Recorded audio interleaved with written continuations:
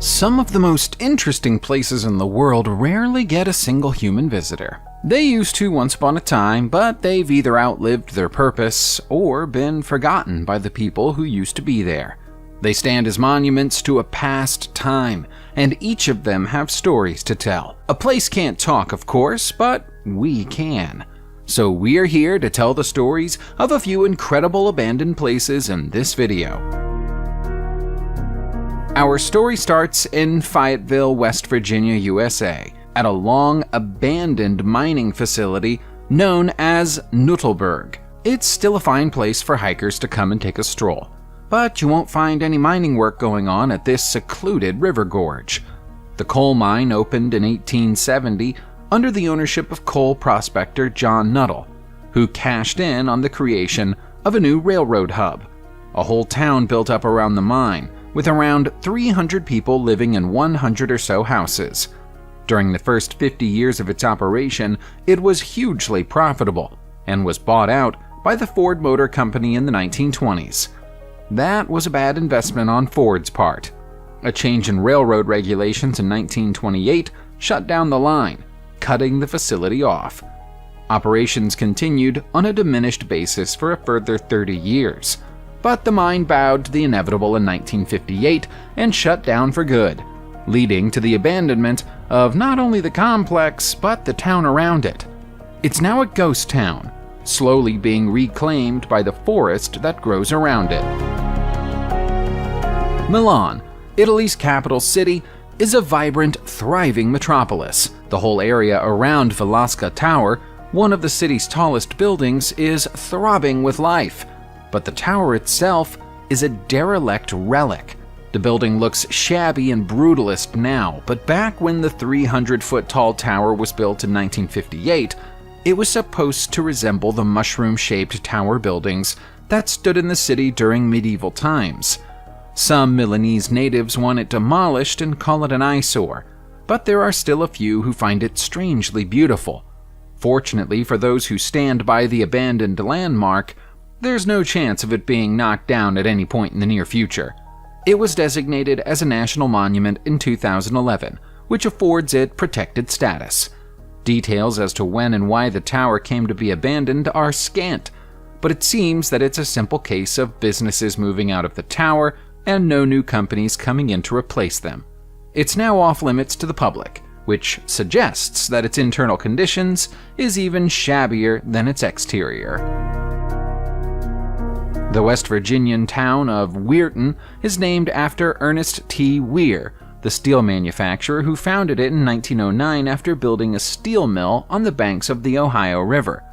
The Weirton Steel Corporation expanded rapidly over the years that followed, adding 4 blast furnaces in 1919, 1926, 1941, and 1952, by which time it was the largest single producer of tin plate products in the whole world.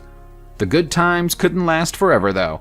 By the 1960s, the Steel Corporation was feeling the effects of a severe economic downturn within the steel industry and eventually reached the point of near bankruptcy by 1980, resulting in it being bought out by its employees. For a brief time, it was the largest employee stock ownership plan on the planet, but the steep trend of decline couldn't be reversed. The entire facility was declared bankrupt in 2005. The buildings and furnaces were sold to a company called the Frontier Group in 2017, but the new owners are yet to do anything visible with the site. In the meantime, it's a towering, empty, rusting mess of twisted steel.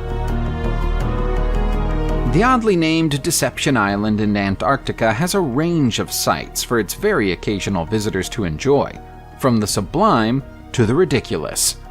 Anyone who visits this place does so at their own risk. It sits atop a volcano that's very much still active. Once upon a time, it hosted a whaling station, run cooperatively by Norwegian and Chilean businesses, as well as scientific research stations operated by countries all over the world. All are now empty, and the buildings that once housed them are falling to pieces.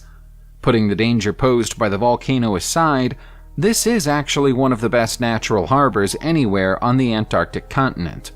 The enormous caldera is the perfect place to take refuge from a storm. There was a large-scale international debate about who the island belongs to during the early 1960s, but 2 volcano eruptions in 2 years quickly persuaded all of the potential suitors to back off. The eruptions buried the aircraft hangar and small airport in ash, making future visits to the island difficult.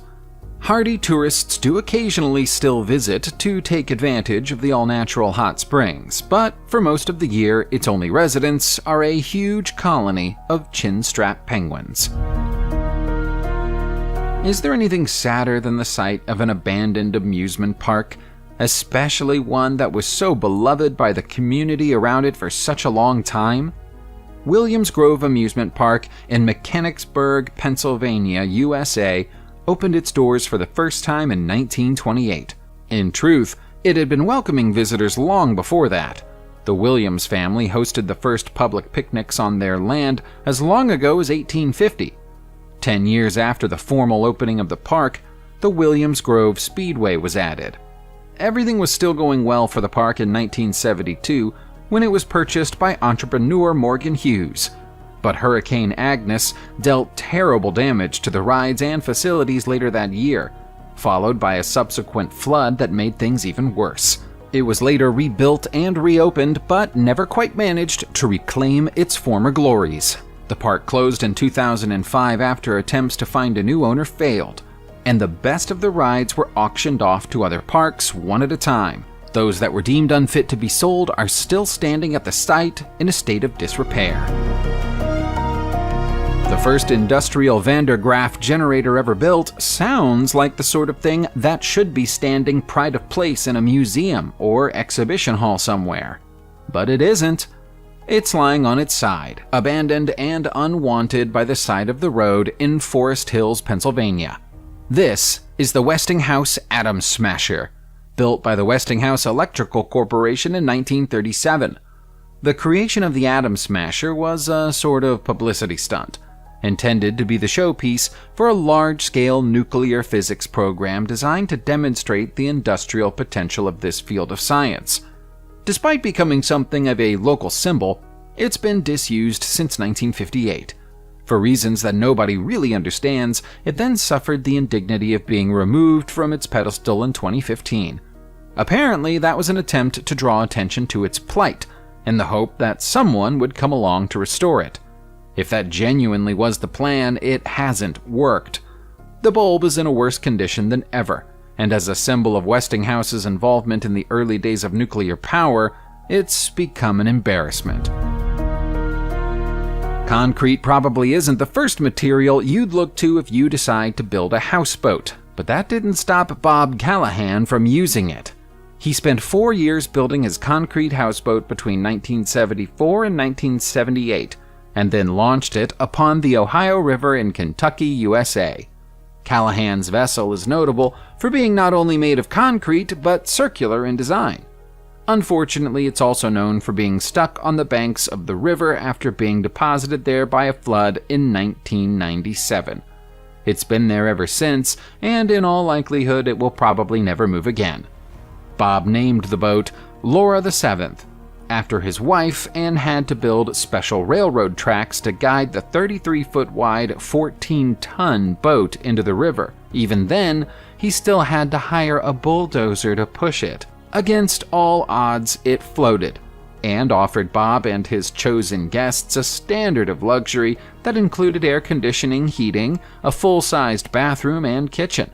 After using and enjoying his boat for many years, Bob sold it to Captain's Cove Marina, which used it as a tourist ferry. It was still in use at the time of the flood, but a combination of its age and the cost of shifting it off the riverbank put the company off the idea of trying to salvage it. Pina National Palace in Sintra, Portugal, looks like a fairy tale castle, but fairy tale castles usually contain princes or princesses. This one doesn't. The multicolored construction embraces several different architectural styles at once, almost as if it was made from leftover pieces of other castles. It's a stunning sight at the top of a wooded hill, offering a breathtaking view across Sintra, but there's rarely anybody there to appreciate that view. Pina was built during the 19th century by the order of King Ferdinand II, who wanted a new summer home for the Portuguese royal family. Its unique design is a reflection of the Maverick King's somewhat eccentric tastes. It's certainly not beloved by everyone, but there are many who think of it as a grand example of romantic architecture. Internally, the rooms were once grand and opulent, although little of their beauty remains today. The Portuguese royal family was driven out of the country after the 1910 revolution, leading to the abandonment of their summer abode. It subsequently fell into a state of dereliction, but it's undergone a degree of restoration work since being designated a UNESCO World Heritage Site. The imaginatively named Old Red Iron Bridge in Kilkenny, Ireland, was once the longest bridge in the whole country. It no longer holds that title, and what's left of it is in danger of collapsing. A combination of rust and weeds threatens its integrity, and something will have to be done about it soon if anyone wants the iconic structure to see the 2030s. As hard as it might be to imagine now, this bridge gleamed in the sunlight when it was opened in 1906. It was the most efficient way to travel between the north and south ends of Waterford City for over 60 years, incorporating a lifting center that opened to allow freighters to pass underneath. The end of its glory days came in 1967, after a more efficient intercity connection was built, leaving the bridge almost entirely disused, save for access to a nearby mineral processing plant. By 1987, it was closed to the public, and in 1995 it was shut off to everybody after the mineral processing plant closed down. Work to dismantle the huge structure started almost immediately, but stopped for unknown reasons after a year and was never resumed. Without maintenance, it will eventually finish the dismantling work itself. When a settlement becomes utterly abandoned, with every single resident gone, we call it a ghost town. There may be no ghost town in the world quite as ancient and strange as Alah in Saudi Arabia. This sprawling cluster of tiny houses made from mud and stone was built 2,600 years ago. It looks like it must have been abandoned for almost that entire time, and yet it hasn't been. The last resident of Alah didn't move out until 1983, followed by a special religious ceremony to mark the formal abandonment of the town 2 years later. Its abandonment could perhaps be considered strange, given its religious significance.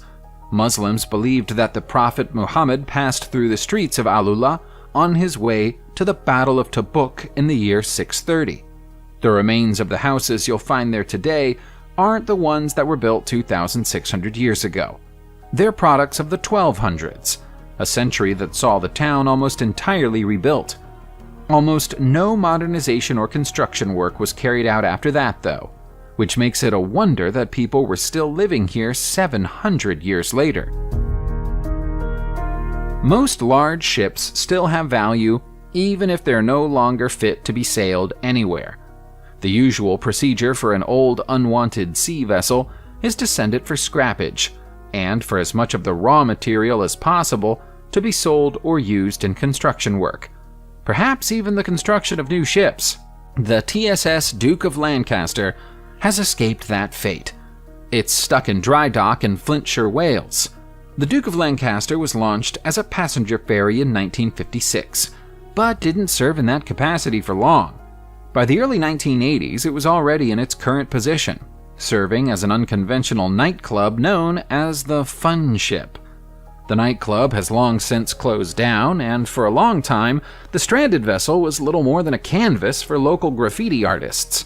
A project to open the interior as an art gallery in 2013 failed, which briefly led to discussions about finally demolishing it, but it was saved by a plan to turn it into a zombie-themed live-action experience that was due to open in 2019. Those plans have also since fallen by the wayside. Perhaps its bad luck was inevitable. It was made by the same company that built the Titanic. Looking at the bullet-ridden, extensively damaged outer shell of the Tajberg Palace in Kabul, Afghanistan, it's hard to imagine that it was once a beacon of hope. The palace was built in the 1920s by order of then-leader Amanullah Khan as a symbol of his ambitious modernization program for the country. He brought in well-respected European architects and builders to carry out the work. Upon completion, it became the home of Queen Soraya Tarzi, which led to it becoming known as the Queen's Palace. All was well until Amanullah's sweeping program of progressive reforms drew the ire of religious conservatives, who forced his abdication in 1929. The palace then became a military command headquarters, which made it a target during all the uprisings and regime changes that followed. The history of the building took another dark turn in 1979, when Soviet special forces set up camp there after assassinating President Hafizullah Amin. Mujahideen factions took hold of it in 1992, but here in the 21st century, it's back in the hands of the Afghan government. Perhaps one day it will be restored to its 1920s glamour, but it's going to take a lot of work. Subscribe to the channel, turn on the notification bell, and enjoy watching new videos on my channel. Thanks for watching, and see you soon!